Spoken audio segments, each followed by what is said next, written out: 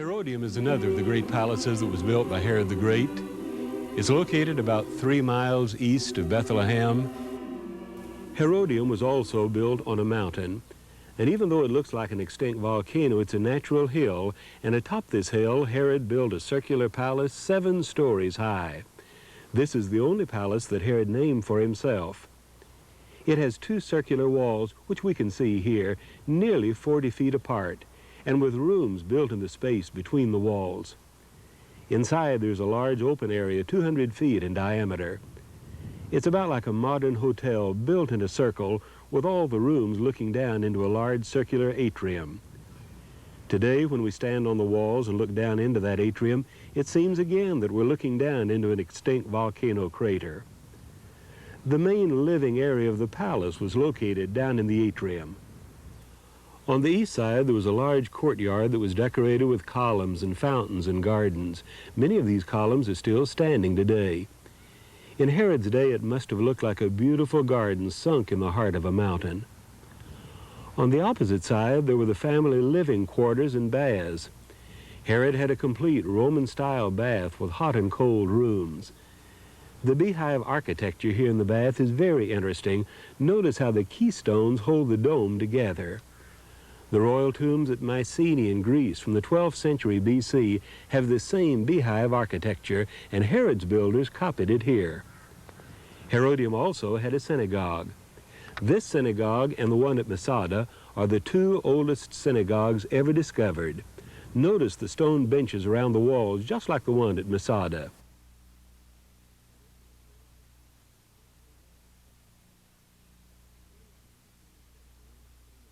Herod built 4 large towers in the outer wall of this palace.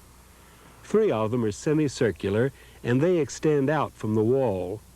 But the one on the east is a full circle, 55 feet in diameter, and is solid masonry all the way through.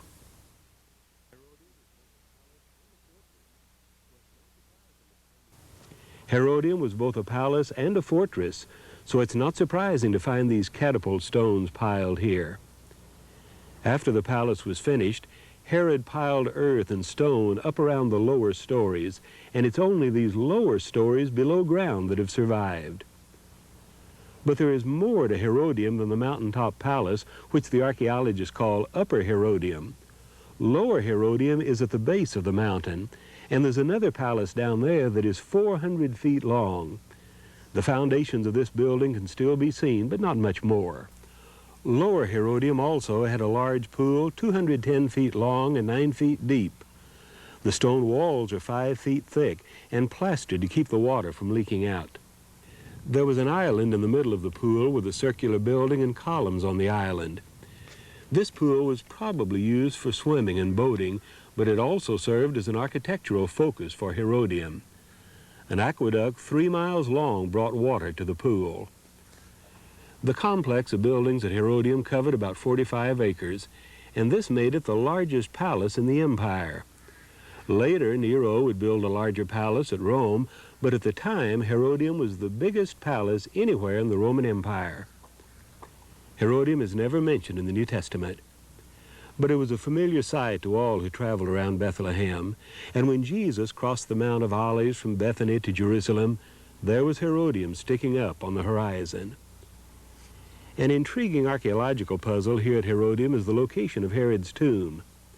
Herod died here in this palace in Jericho, and after his death, his body was carried to Herodium for burial. Josephus tells us about Herod's death at his winter palace in Jericho, and he tells us how the body was placed in a coffin of solid gold and carried in a funeral procession from Jericho across the Judean desert to Herodium for burial. An Israeli archaeologist, Ehud Netzer, has spent the last 10 years searching for Herod's tomb, but to no avail. Some scholars think that Herod's tomb is hidden somewhere in the massive East Tower, but Netzer does not agree with this. The Jews never buried the dead in a building where they lived. Tombs were always outside the city.